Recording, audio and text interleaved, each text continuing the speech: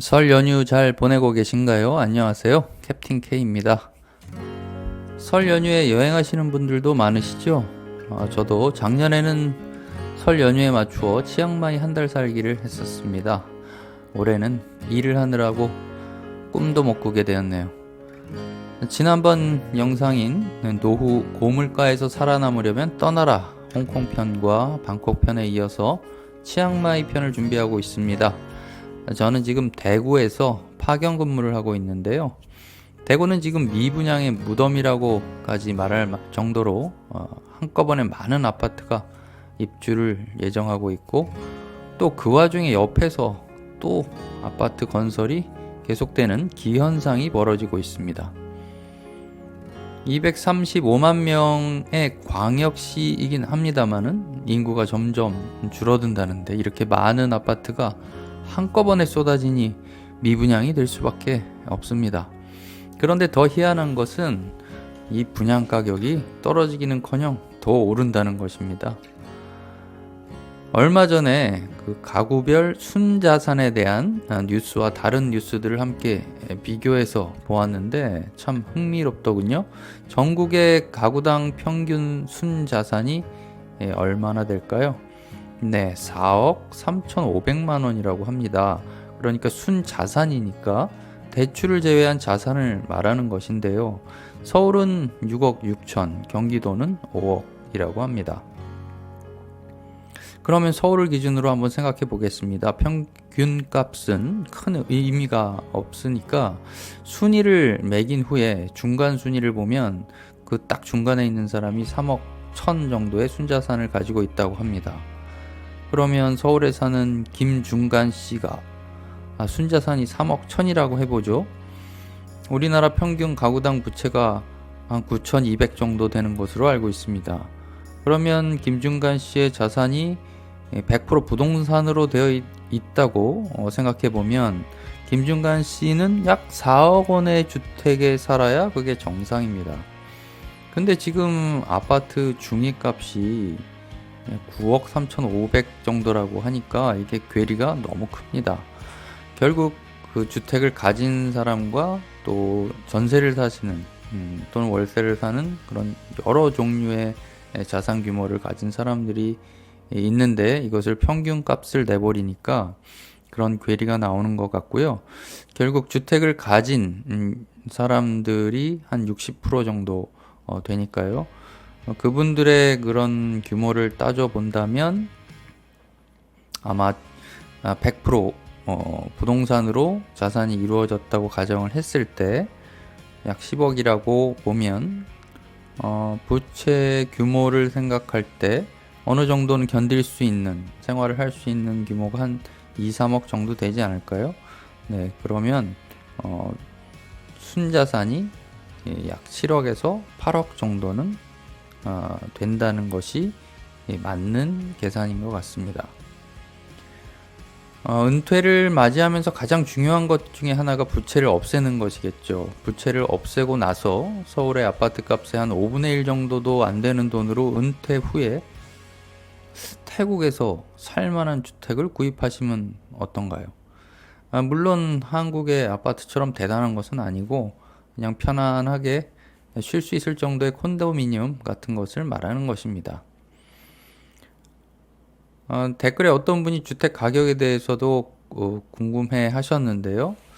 주택 가격이라는 것이 너무 천차만별이고 또 지역에 따라 다르고 또 본인들이 만족하는 수준이 너무 다 달라서 뭐라고 말씀드려야 할지 모르겠습니다만은, 다만 물가가 높으면 당연히 주택 가격도 높고 물가가 낮은 지역이면 주택 가격도 낮은 게 당연하겠죠. 물론 중국과 같이 일반 물가와 그 다음에 주택 가격이 완전히 다른 곳도 있습니다. 정부에서 인위적으로 물가를 조절하기 때문이죠.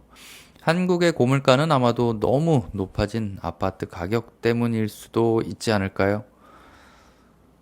코로나 이전에는 노후로 주택을 마련할 수 있는 곳으로 태국, 말레이시아, 그리고 베트남이 있었습니다. 태국은 방콕과 치앙마이, 또 후아인 정도, 말레이시아는 싱가포르 위에 있는 조호바루, 베트남은 호치민 하노이 정도가 있었습니다. 코로나 이후에는 캄보디아와 인도네시아까지 포함되고 있는 듯하지만 경기 침체로 인해서 부동산 개발이 옛날만은 못하네요. 지금부터는 제가 태국을 좋게 보는 이유를 몇 가지 말씀드려 보겠습니다. 첫째로 태국은 외국인에게 아파트, 그러니까 콘도미니엄 구입이 허가되는데 확실히 이 집주인이 될 수 있습니다. 베트남의 경우에는 중국과 같이 땅은 국가 소유이고 건물만 권리가 있게 되는데, 외국인에게는 등기 권리증이라고 할 수 있는 핑크북이 나오지 않아서 영 마음이 놓이지 않습니다. 물론 자국 내에서의 부동산 담보대출을 막고 외국의 자본을 끌어들이려는 의도인 것은 알겠습니다만, 투자하는 입장에서는 뭔가 명쾌하고 깔끔하지 못한 것이 사실입니다.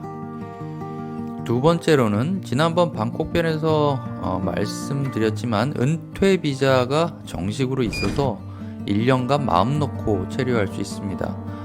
참고로 말레이시아도 은퇴 비자가 있는 것으로 알고 있습니다. 관광 비자로는 3개월만 체류할 수 있어서 주변국으로 비자런을 해야 되는 번거로움이 있는데요. 은퇴 비자가 있으면 그런 번거로움을 피할 수 있는 것이죠. 그리고 은퇴 비자가 있다는 것은 그만큼 그 정부가 외국인에게 열려있는 마인드를 가지고 있다고 할 수 있습니다. 외국인을 적극 유치하는 것으로 외국 자본을 끌어들이고 관광 수입까지 챙길 수 있다는 것을 그 정부가 아주 잘 알고 있는 것이죠. 그러니 정부도 외국인을 위한 정책을 호의적으로 펼칠 수밖에 없습니다. 세 번째는 사회 기반 시설이나 제반 여건이 다른 동남아 국가에 비해 비교적 선진화되어 있습니다. 특히 저는 도시의 청결도, 생활 용수의 질, 그리고 치안을 굉장히 중요하게 생각하는데요.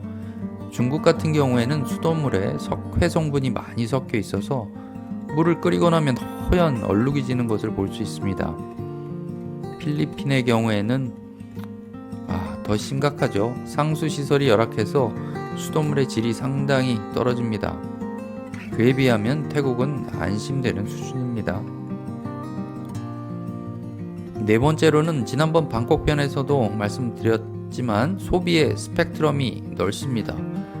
캄보디아의 경우에는 아직 그런 정도로 다양한 소비의 패턴이 마련되어 있지 않습니다. 캄보디아에서 체류할 때 이런 경험이 있었습니다. 지역에서 굉장히 높은 건물의 호텔이었는데요. 피트니스 시설을 이용하기 위해서 꼭대기층으로 올라갔었습니다. 트레이드밀에서 달리고 있는데 높은 곳에 있다 보니 주변이 다 보였습니다. 그런데 정말 그 호텔만 덩그러니 있고 주변은 모두 미개발지여서 과연 이런 곳에서 살 수 있을까 하는 생각이 들더군요. 내가 사는 집도 중요하지만 우리 동네 그리고 이웃들 또한 중요한 게 사실입니다. 마지막으로는 환율이 안정되어 있어야 한다는 것입니다. 결국 정치, 경제, 사회적으로 안정이 되어 있어야 한다는 말과 똑같은 것이죠. 캄보디아는 달러가 통용되고 또 주택도 달러로 투자가 가능하지만 과연 자국의 화폐도 없는 나라가 얼마나 정치, 경제, 사회적으로 안정되어 있을지는 의문입니다. 태국의 바트는 1997년 헤지펀드들의 공격으로 외환위기가 발생한 일이 있었지만 그 이후에는 달러 대 환율이 비교적 안정된 그래프를 보입니다. 그리고 현재는 5%대 성장률을 보이고 있어서 점점 바투아는 강해지고 있습니다. 환율 변화는 외국인의 입장에서는 민감한 부분이죠. 그래도 조심해야 할 것은 동남아 국가들은 선진국의 경기에 민감하게 연동되어 있어서 언제든 외환 보유고가 빠져나가 경제 위기가 올 수 있다는 것도 리스크로 존재합니다. 이런저런 이유로 노후를 보낼 만한 후보지로 저는 태국, 그 중에서도 치앙마이가 딱 제가 찾던 그런 곳이었습니다. 한국어 중에 제가 제일 좋아하는 말이 딱 좋다라는 말인데요. 치앙마이가 그렇더군요. 그러면 뭐가 그렇게 딱 좋았는지 앞으로 하나하나 풀어보도록 하겠습니다. 다음 영상 기대해 주시기 바랍니다. 시청해 주셔서 감사합니다. 캡틴 K였습니다.